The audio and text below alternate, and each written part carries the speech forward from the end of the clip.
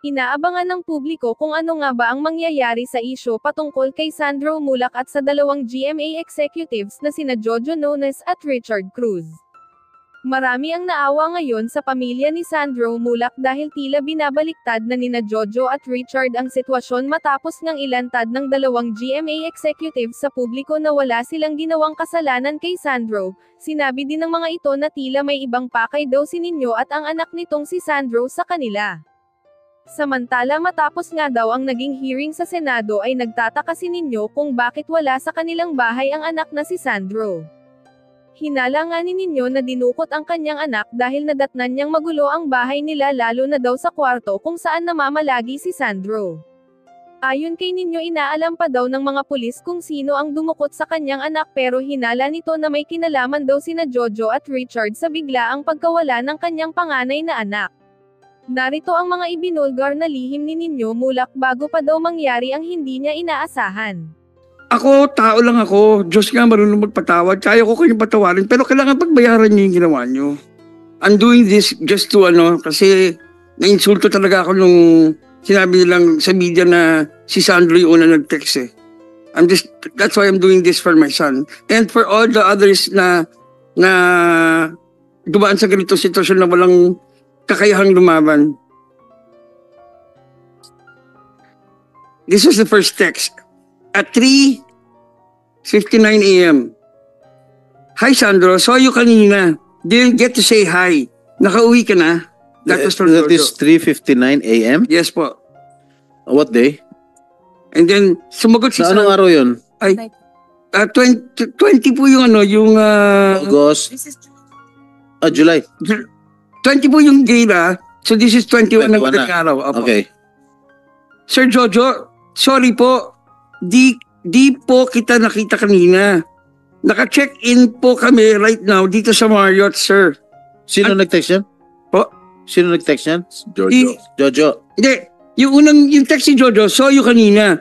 Didn't get to say hi. Nakauwi ka na ba? Okay, sumagot si Sandro. Sir Jojo, sorry po. Hindi po kita nakita kanina. Naka-check-in po kami right now sa Marriott, sir. Yun yung sagot ni Sandro. Papa. Hope to see you soonest, Sir Jojo. See you soonest. Sino nagsabi nun? Sir Jojo. Sino nagsabi nun? Si Sandro. Sandro. Okay, sabihin mo lang. From Sandro. Para klaro sa tao. Event, lagi magbabati si Jojo kay Sandro lang. Hi Sandro, happy birthday, Merry Christmas. So matagal na silang sige. magka-text ng gano'n. Okay, proceed. And then, nag-text ulit si Jojo. Po? What time? Wala. Basta magkakasunod ito na text. Sige. Okay. Enjoy. Still partying? Sino kasama mo? Text si Jojo. Kumakain lang po right now. Kasama ko po friends ko. Sila Miss Nate and Elijah Alejo. Si Sandro yan. Si Sandro yung nag-text. So sabi ni Jojo, be safe. Okay? Tapos sumagot ulit si Alonso, si Sandro ng, thank you Sir Jojo. Hope to work with you. Hope to work with you again. See you soon po. Okay? Tapos, nag-text si Jojo. Nabitin ako sa inom. Ha ha ha ha. Sabi ni Jojo. Tapos sumagot si Sandro ng, ako nga din po eh. Tapos sumagot ulit si Jojo. Yes, soon, cast kita. Yung reply niya was dun sa text ni Sandro na, thank you Sir Jojo, hope to work with you. See you soon po. So, siguro, misa kasi may mga messages na papasok late na eh. So, ito yung sagot naman ni, nauna yung nabitin ako sa inom, kesa ron sa, yes soon, ikakas kita, nagdidirect ako now. Sabi ni Jojo. Wow, sir, looking forward to that too. Oh, tapos sumagot ulit si Jojo. Gusto mo ba? We have some alcohol here in the room. We can order some more. Saan po kayo, sir? Sabi ni Sandro. Belmont Hotel. katabi lang ng Marriott's. Sabi ni Sandro, sino-sino po kayo, sir? Ha, ha, ha, ha. Just me. Sumagot si Jojo. Just me. And then, matagal na yun, hindi nag-reply si Sandro. Siyempre, yung bata, nakita niyang siya na mag-isa, hindi na sumagot. Takot, di ba? Okay, so, after a while, siguro, nung na-realize na hindi na sumasagot si Sandro, at 4:37 a.m., ha ha ha, sumagot na si Jojo after a while kasi hindi na nga nag-reply si Sandro. Ha ha ha, just kidding. Kasama ko the drama peeps. But we're wrapping up in a bit. Okay? Siyempre, kahit sinong artista na baguhan, given a chance na makasama mo yung drama peeps, you will take the chance. Dahil pagkakataon mo yun, i-market yung sarili mo eh. Makasama sila, makaparty mo. Di ba? Siguro sabi ni Sandro, this is my opportunity. Yes. My cast. That's why. Kaya nga, I would also do the same. naintindihan ko naman siya doon sa point na yun. Pero, sabi ko, mali pa rin yung oras. That was yun yung kumbaga, sermon ko bilang magulang. Mali yung oras. Pero syempre, Sandro is of age already. 23 years old na siya, ha? That was what time? 37. In the morning. Yes po. And then, sir, andyan ba kayo, sir? Kasi nga, I'm with the drama peeps di ba? So sabi ni Sandro, andyan ba kayo, sir? Baka po pwede dumaan saglit. Ha, ha, ha, ha. Kabababa ko lang po. Hindi. Sumagot mo na siya ng sure. May kasama ka? Your Honor, please, we would like to, because we also have a copy of the Can you let Mr. Mulak finish first before you rebut or...